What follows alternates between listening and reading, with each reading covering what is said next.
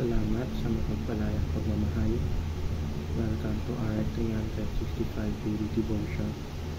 Ako po si Alexander Gomez from batch 3. At ang topic po na tatalakay natin ngayon ay Speak by the Spirit.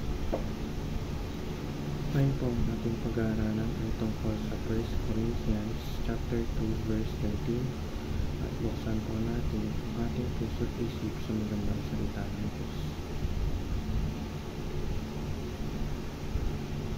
Sinasabi dito na, this is what we speak, not in words taught us by human wisdom, but in words taught by the Spirit, explaining spiritual realities with Spirit-taught words.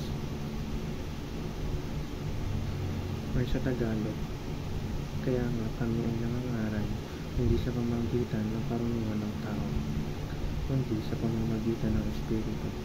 Ang pinapaliwanag namin ay mga katotohanan ng spiritual para sa mga nagtataglay ng Espiritu.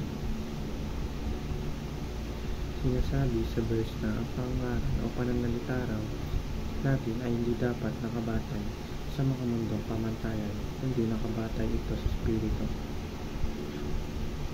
Teaching number 1. The Spirit speaks to us.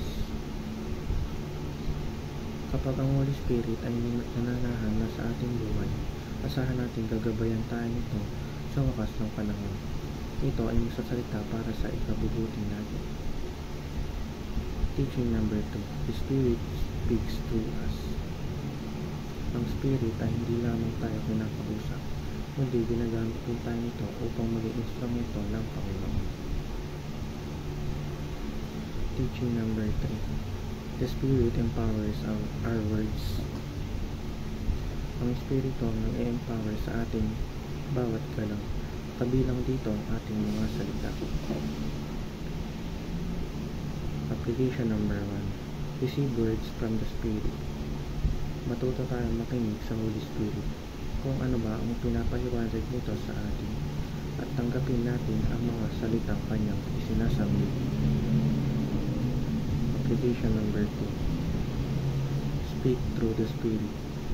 Pag nagsasalita tayo ay pakiramdaman natin ang presensya ng Holy Spirit at magbigkas tayo ng mga salita nang naaayon sa kanyang gabay.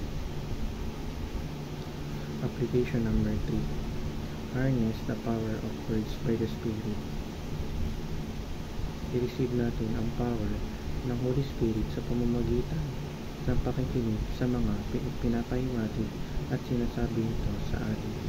Yun lamang po ang aking devotions. Maraming salamat.